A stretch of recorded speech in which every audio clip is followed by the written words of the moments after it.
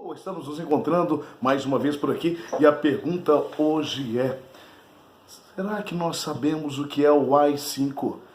Esse assunto que voltou à tona no cenário político nacional e internacional, partindo do nosso governo federal, alguns membros do governo, inclusive ministros e também deputados. Para falar um pouquinho a respeito do AI-5 e que foi esse período tão turbulento na história do Brasil, mais uma vez, meu amigo e irmão de Alonso José Teófilo, ele que é especialista em história do Brasil, está aqui para falar, para conversar e nos explicar um pouquinho mais a respeito disso. Hoje, a nossa filosofia mergulhando nas páginas históricas do Brasil. Que bom ter você mais uma vez aqui, meu irmão. É bom estar aqui novamente. E aí, fala para essa turma que está nos ouvindo agora. A nossa intenção não é polarizar nem esquerda nem direita, mas é dentro de um contexto histórico-social para que nós venhamos a entender o que é o AI-5, o que foi esse processo, e por que está se falando tanto em AI-5, principalmente membros do governo federal. Explica para a gente o que foi o AI-5. O ato institucional número 5, decretado em 68, ele está dentro do contexto histórico, que é a ditadura militar. A ditadura militar ela foi um golpe programado, dado em 31 de março de 1964. Deve-se lembrar, o Anderson, que nós tivemos mais alguns atos. O ato institucional número 1, 2, 3, 4 e o 5, que é o 5, que é o mais severo, pesado. mais pesado e o mais severo. É aquele que é chamado de o ato de mão de chumbo, mão de ferro, né? Sim, justamente. Ele está dentro de um contexto histórico, é isso que nós vamos falar agora, Primeiramente, a gente tem que ver o ato institucional número 1, que é aquele que vai... Ele vai ser em 1964. 64. Ele vai legitimar o golpe, a nova instituição da presidência, tal, etc. Ele era provisório, tinha uma validade. Um ano. Um ano e pouco, um ano. Certo, mas por que disse um golpe? Pelo seguinte, o presidente em exercício era o João Goulart, o famoso Jango. Então, ele, na ocasião, quando, se não me engano, o nome, se me perdoa se eu estiver errado aqui agora, Lacerda de Moura decreta vacância da presidência, dando a posse ao presidente da Câmara, que é o Manzelli de Caconde, já se estava no território brasileiro. Então, isso é inconstitucional, isso é ilegal. Foi uma ação inconstitucional. Sim. Por isso é tratado como um golpe. Sim, justamente. Tanto é que essa sessão ela foi anulada pelo Senado. Não sei se vocês sabem, recentemente, alguns anos, eu não sei, essa sessão ela foi anulada devido à inconstitucionalidade. Não existia embasamento para isso. Não tinha embasamento jurídico. E aí, a partir desse momento, ele cria, então, esse decreto institucionalizando algumas ações que não eram nada populares, Sim, e interessante que o ato número 2, ele dá prerrogativa ao presidente de legislar. É pouco falado isso, mas o ato número 2, se você prestar minuciosamente, ele é tão severo ou pior do que o AI-5. Por quê? Ele dá a prerrogativa do presidente, do ditador, do governo na ocasião, de legislar. Ele tem essa prerrogativa e de julgar, ele tem atribuição. Então ele virou um super juiz. É isso, justamente. Ele levou um superpoder, que vai ser ratificado depois pelo ato 3, 4 e o 5, efetivamente. Mas aí nós vamos falar sobre o 5. Neste contexto histórico, começou a ter aqui manifestações de rua, em 1967. O povo foi para a rua, começou a questionar. Ir para a rua, porque tinha uma crise, a inflação, vários fatores, Certo. Nós temos o quê? Nós temos, havia eleições, um ato criou dois partidos, Arena e MDB? Justamente, a Arena e o MDB, a Aliança Renovadora Nacional e o Movimento Democrático Brasileiro. Que na verdade estão aí até hoje. Estão até hoje. Então você tem o quê? Em especial no estado de Guanabara, que é atual Rio de Janeiro, era o estado. Era a capital do Brasil. Sim. Nós temos depois Minas, principalmente nos principais colégios, alguns dos principais colégios eleitorais, a oposição estava ganhando. Então, eles colocaram... então vamos lá. E jurídico, no Supremo. Vamos definir aqui algumas atitudes que foram caracterizadas como atitudes do AI-5. Então, primeiro, o fim do direito à liberdade de manifestação. Sim, fim. Depois nós tivemos aí o fim da liberdade de imprensa. Liberdade de imprensa, censura. A censura, é verdade. Nós tivemos a instituição, ou a liberdade de tortura.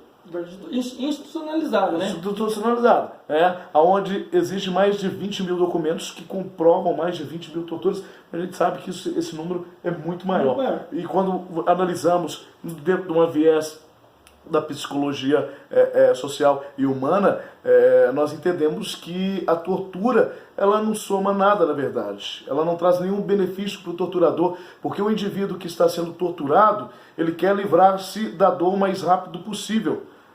E aí ele vai falar qualquer tipo de coisa, ele vai assinar qualquer tipo de coisa e ele vai tentar qualquer acordo, porque é um sofrimento humano.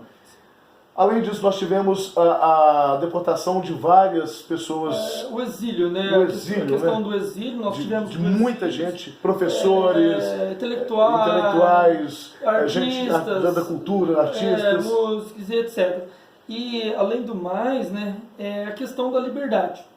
Vamos supor, a partir do momento que tinha um grupo de pessoas, amigos, tendo na rua a determinada hora, aquelas pessoas não tivessem ligação com atividades políticas, elas poderiam passar por esse processo constrangedor. Então, né? a liberdade de ir e vir, o habeas corpus era limitado, vamos dizer assim, mas a pessoa tal assim, assado. Não, ele foi limitado, né? Porque começou por regras, né? Um excesso de regras, excesso de regras, né? Ou seja, então, não assim, excesso de regras, na verdade, instituiu uma nova... A Constituição ficou de lado, né? De lado, né? Ela ficou de lado, ficou valendo aquele documento ali. Sim. O AI-5, ele durou durante quanto tempo? Ele dura na transição de 79 até 85, né? Porque quando aí começa a ter as transformações... quando nós temos a direta já e o povo vai para a rua mesmo. O processo de redemocratização planejado nos moldes 75, 76, né? Ele vai sendo gradativamente sendo fragmentado até a perde a força, perde o poder, né? O povo faz com que perca o poder. Né? Anderson, só fazer uma colocação que é o seguinte: em 67, 68, antes do AI-5, o Supremo começou a barrar também as ações do regime, da ditadura, né? O que ocorre? Então, teve ministro cassado, foi o caso do historiador e jurista Vitor Nunes Leal, né? E nós temos o que? A mudança salta de 11 para 17 ministros. Ou seja, você teve um quadro que aposentou, você tem a substituição e aumenta. Para tentar aumentar a ideia do colégio, né? Ou seja, justamente, porque um Supremo alinhado ao regime, né? Sim. Ou seja, da legitimidade no arcabouço jurídico. Traduzindo, democracia zero. Democracia zero, ou seja, pessoas que pensam igual a mim, legislando, né? Atuando em forma com o regime. Exatamente. Para a gente terminar aqui, para o vídeo não se alongar demais, essa conversa toda que está existindo, de ministro falando, como Guedes falou, da volta do AI-5, o próprio Eduardo Bolsonaro falando, e vários outros deputados cogitando essa ideia, isso seria legítimo, válido, ou que pega teria isso hoje dentro da nossa atualidade? Nós estamos aí a praticamente 2020, isso ainda teria força no Brasil nos dias de hoje? Veja bem, a nossa república, o sistema liberal, como nós conhecemos, federativo do Brasil. Sim, primeiramente, o Senado representa a República e a Câmara dos Deputados o povo. O povo. Quem tem o poder maior de legislar, aprovar, reprovar e em determinados casos legislar é o Congresso, é a atribuição do Congresso. Então, se o presidente ele apresenta tal proposta, se tiver um aval do Congresso, né, pelas comissões, será aprovado. Dependeria do Congresso Sim. tal atitude, né? Se ele fizer isso fora do Congresso, seria qualificado como um regime de exceção autoritário. Atribuição do Legislativo, de legislar, aprovar, reprovar, né, tal atitude. Tá, mas isso seria um caos nos dias de hoje, né? Seria um retrocesso. Seria, né? A democracia é um péssimo regime, mas é o melhor de todos, né? Dizia Churchill, né? Ou seja, então é um caos, é uma tentativa de um superpoder por executivo, né? Sim. Ou seja, o executivo querendo legislar também, então seria nisso, né? Ou seja, impedir e coibir manifestações, uma certa oposição, porque nós sabemos, né, como começa e como termina. aí que é um outro porém. Bem, gente, o assunto é maravilhoso, porque a história do Brasil, essa história que a gente sabe que ela tem muitos viés, e nós conhecemos pouco a história do Brasil.